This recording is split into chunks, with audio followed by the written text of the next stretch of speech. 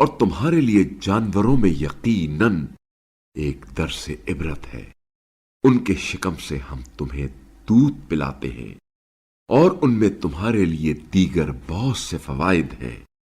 اور ان میں سے کچھ کو تم کھاتے بھی ہو، اور ان جانوروں پر اور کشتیوں پر تم سوار کیے جاتے ہو۔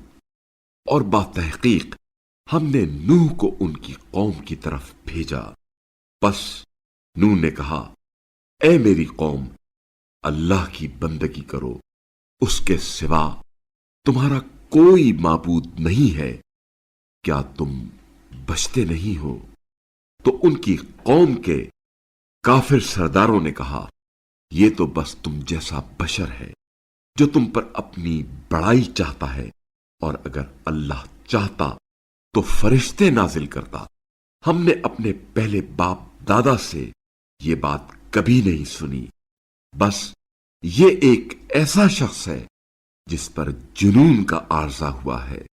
لہذا کچھ دیر انتظار کرو۔ نوح نے کہا،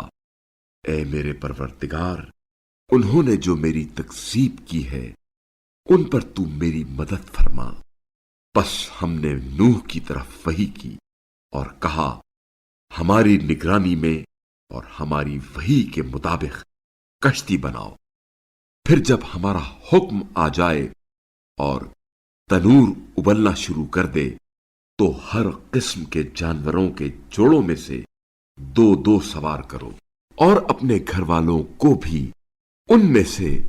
سوائے ان لوگوں کے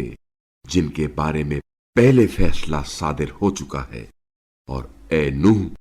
ان ظالموں کے بارے میں مجھ سے کوئی بات نہ کرنا کہ یہ اب یقیناً غرق ہونے والے ہیں۔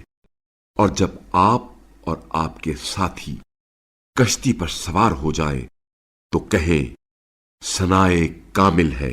اس اللہ کے لیے جس نے ہمیں ظالموں سے نجات دلا دی، اور کہیں، پروردگارا، ہمیں بابرکت جگہ اتارنا، اور تو بہترین جگہ دینے والا ہے۔ اس واقعے میں یقیناً نشانیاں ہیں، اور ہم آزمائش کر گزریں گے۔